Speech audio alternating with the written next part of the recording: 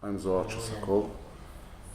My parents are Luba Chesakov from home from Keita.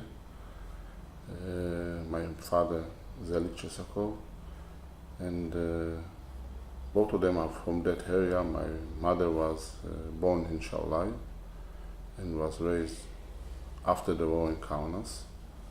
And during the war, she was hidden by a Christian family in Kushan. My father is from Belarus. When he was born, it was Poland. We came here in order to seek our roots and to find about them, especially because some of members of our family never been here before, like my nephew and my son, so we took them for the first time here in order to show them about their grandmother. My mother, as I told you, she was born in Shaulai in 1938 to Aaron and Shane Funk. The origin of my grandmother is from Trishkai, and my grandfather is from Palanga. And they got married in the synagogue, in the big synagogue in Shaulai. And after they moved to Klaipeda, and after the German entered Klaipeda, they moved back to Shaulai. And my mother was born in Shaulai. And she was raised there until the age of 3, when the war started. And they eventually entered the ghetto in Shaulai, and together with them was my grandmother's brother and my grandmother's sister and their spouses also. And in one flat, even one and a half room, there were 10 people living in the ghetto. My mother took also in two girls, even about 18 years old, that came from Trishkai, and she took them in to her place, and with them together was the Shu family also in that apartment. During the time of the ghetto, they always kept thinking about what will happen with the child, with my mother. And my grandmother used to say to everybody, keep your children, try to hide them, because something bad is coming, even worse than what is now. And during that time, in the beginning of the ghetto, my grandmother was, she was told that her mother and her sister were killed in Jagar, were murdered in Jagar. In the 2nd October 41, and she knew what happened to all the relatives that been in the towns around Shaulai. So she felt that nothing good will happen, and she started to think what to do with her child. And in 1943, from the ghetto, they decided to open, the Germans decided to open some camps, walking camps around the ghetto, like in Daugel, for example. And my grandmother decided to go there in order to save the child, because from the ghetto it was very difficult to save her child. So she went to the Jewish management of the ghetto, and she had some people that knew her there, and she asked them to write down that she don't have children, because people with children were not allowed to go to the walking camps. And they done it, and they wrote, they raised the name of my mother from there, and they raised also their names. And in the census that was in the ghetto, you can't say, you are not seeing their names. You're seeing the name of my grandmother's sister, my grandmother's brother, but you don't see the names of her husband and the child, because it was raised according to her request. Then they took them out to the girl. My grandmother hid my mother in a coat. She was 5 years old, and she all the time told her, "Don't cry, don't speak, be quiet." And all the Jewish ladies were around her in order that the German won't see that she have a child with her. And they came to the girl. They put her in the bed of the sick people, because the German used not to go to where the sick people stayed.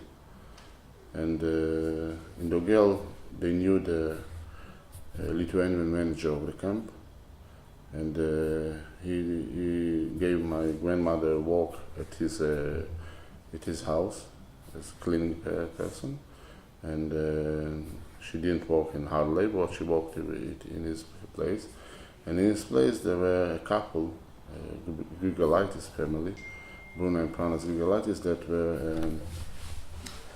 that were running the household management of his house. And she spoke with them, and she said, when they will take us, she knew that they will take them. When they will take us, please raise our daughter with you. We'll leave our daughter with you, and please raise her. And they agreed that she will be raised as a Christian, and they agreed for another thing, that they won't give her back only to if the parents will come, to nobody else. And my grandmother agreed to that because it was the only choice, the only possibility to save her child. And in 5th of November 1943, there were an Aktion in the Daugel. The German came, and when my grandfather was in the camp, we saw the German camp coming. He took my mother and went to a stove that they burned the bricks. And my mother's aunt closed the door of the stove, and during the action they were hiding there. The German went and came and took out 6 all females and 9 children that were in the camp. They took them out, and the Lithuanian manager came to his house. He saw what happened and said, "Funkinia Dukte, the daughter of Funks, that she was taken." Says Jesus Maria, Funkinia Dukte, and my grandmother started to cry and to shout. She wanted to go back to the camp, and he told her, "Don't go, because they will take you also." He thought that they took also her child. Eventually she went, and she came crying, and the sister that was there, she closed the stove, the door of the stove, hold her and pinched her and told her, "Don't cry, stop crying. The child is all right. Don't cry, don't make a scene." And when the German went out, it was already in the evening. They took out from the stove my grandfather and my mother. They were black because of the stove. And during the night they went to the Grigolaitis house and gave her my mother. All the time they fought, the Grigolaitis family fought that they were in the stove, and because of they were black. They thought they came from there, from the colonization, but they were black because of the stove. They gave my mother, and they used to bring my mother in the morning to the house of the Lithuanian manager, and there my grandmother used to sew her, and they used to before that she started to teach her Lithuanian, because she spoke only Yiddish before that. And every day when my grandmother had to go back to that camp, she cried, "Mother, don't leave me, don't leave me, don't leave me." Eventually she got used, and in July 1944, half year after that, they were taken back to the ghetto, and from there, in 17 July, they were taken the train to Stutthof. In Stutthof was an action, and from Stutthof, the old females and all the children were taken to Auschwitz, and the youngest female and males were taken to Dachau, to a concentration camp and war camp. and they were there until 1st of May 1945. They were released by the Americans in May 45, and all people that were listened by the Americans decided to stay on that side. But my grandmother and grandfather, they knew that they have to go back. They have a child. And with them, my grandmother's sister and my grandmother brother and their spouses went also back to Lithuania in 1946. They could go back by trains, and it was very, very difficult because it was already a division between the Soviet Union areas and the American areas. But they managed to do it, and they came back to Tukar, and my mother, before that, my cousin of my grandmother came to Tukar. He knew that nobody left but only the child. They told him all around that all the family were killed, but the child is living. He came to take her. He was in the Lithuanian division, in the 16th division, and he came back, but the Gulaitis family told him that they will give her back only to the mother, as I said. But he used to keep an eye all the time to come and check what happened, what is going on with her.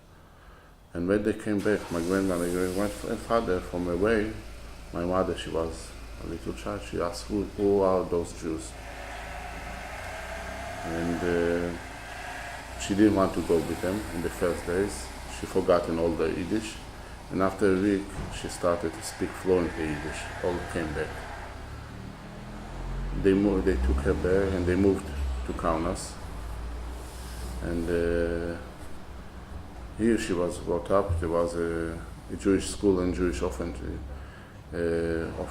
home that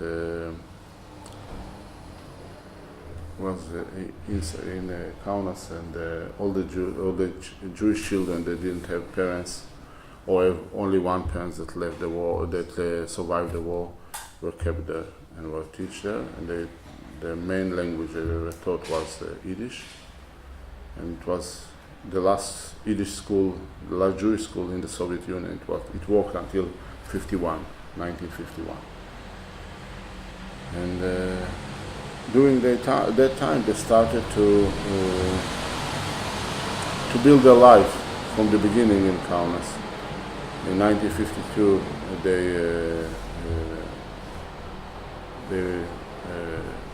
my grandmother was born another child, my uncle, Dov, and they started to, as I told you, to live the life, but always the motion in my grandfather's mind was, he have to go to Israel. This is the land for the Jews. He was a Zionist before the war also, and he wanted that his children will live in a free country for Jews. And they didn't know what to do, and because nobody could go out in that time from Lithuania and all the Soviet Union. And my mother was married with my father in 1957. My father was born in Poland, so they could go to Poland. In 1958 they went to Poland. From Poland they went to Israel in 1960. In Poland my brother was born, and when he was 1.5 months old, they went to Israel. In Israel they lived, my mother lived until last year with my father, and they had 3 children and 8 grandchildren. And after my mother died, we had another she has another grandchildren, and they have also 2 grandchildren. Mother used to work as a nurse, and a lot of children that were survived the Holocaust, they took as in helping professions, as psychiatrists, as doctors, as nurses, as a social worker. A lot of them, they went through this part of life in order to help to others, and she was very, very helpful. For 35 years she works as a nurse, and the work didn't stop at the workplace. People used to come to our home, and she used to treat them even there, all the time. And in 1989, when started the collapse of the Soviet Union, she had the first time that she is able to go back to Lithuania, and she went back through Wien, through Oslo, and she came here in first time in 1989. And the mother that saved her, Bruna Gurilaitis, said, "Now I can die. I saw, now I can die." Because from 1967 they didn't have any connection. After the 6 Day War, the Soviet used not to allow even to write letters from Israel to the Soviet Union, so they didn't have any connection. She knew vaguely that Pranas Gurilaitis died in the late 60s, but not more. In 1988, my father was the captain of the Israeli chess team, and they went to Romania for a competition of chess, a world competition of youth chess. And she went down to the lobby of the hotel, and she heard Lithuanian. She approached them, and in the beginning, because it was still the days, they didn't want to speak her after they heard she from Israel. But then some writers that were in the group approached her and tell her, "How do you know so well Lithuanian?" And she started to speak. And she asked them, "When you come back to Lithuania, please try to find the Gurilaitis family, find some of her friends that she gave the name, and find about 2 cousins that she had here." And that's how the connections came back. In 1989, when after the first day that they were allowed to go, the Israeli people, citizens allowed to go to Soviet Union, she went immediately after that here. And from that time, almost every year, and sometimes twice or 3 times a year, she went to Lithuania. Usually with my father, but also with us, me and my sister. And even my grandmother came back in 92 or 93 with her. It was always emotional for her, but it was stronger for her. She had to come here, especially until the mother that saved her lived until 99. But even after that, even the children, she saw them as a brother and sister, and they saw her like that. And when we came this time, a brother, Pranas Gurilaitis, said, "We thought after your mother died, we won't have any connection. So you very surprised us that you came." And I told him that this is a connection that is not able to be broken. It's not only a connection of blood, it's a connection of blood, emotional, everything. We owe our life to his parents. When I've been to Trishkai, and I saw the place that where the Jewish men were killed, about 80 of them, that 50 of them were from our families. When we went to Jagai to see where my great-grandmother was killed, and in Shaulai to see the ghetto, and here in Kaunas we went yesterday to see the Democratic Square. When in one day they took out 10,000 people to be murdered. It's very emotional, but I have also an optimistic view, because here is the place that my mother was saved. Unfortunately, there was not a lot of people that saved Jews. There were a lot more murders. And if you're trying to look, you have to look at the optimistic side also. Because without this saving, I wasn't here. Not here in Lithuania, not in Israel, not in the world at all. So the optimistic side of the story is that throughout itself, we are alive. But unfortunately, it wasn't enough for most of the people. Because in Lithuania, 95% of the Jews were killed.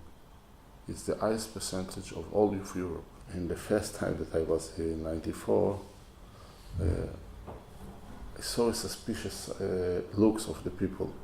They saw different people, more dark. My sister was with dark hair, and you saw that people looking. And today, when you are going to the street, it's more acceptable. Nobody is looking, and even you can see that people are smiling even more. It's a change. It's a different way, or it's a different view of it. You see, especially this in the young people. They're very acceptable. They are not looking about the change, about the different things. They are looking for the common things in order to share them together. And it's important, especially in a town like Kaunas, that more than 25% of the people before the war were Jewish, and other nationalities were also in high percentage. And today it's not like that. But you see that people are able to accept this, the different. And it wasn't like that in 94 when I was here the first time. For me, as a Jew, it's troubling that I see the monuments for people that murdered Jews through the Holocaust, that there are monuments for them. I think that it's a disgrace. See, especially in Vilnius, but not only in Vilnius. And people that murder other people, the same nationality, but other religion, they don't have to be honored with respect. And I think that this has to be changed.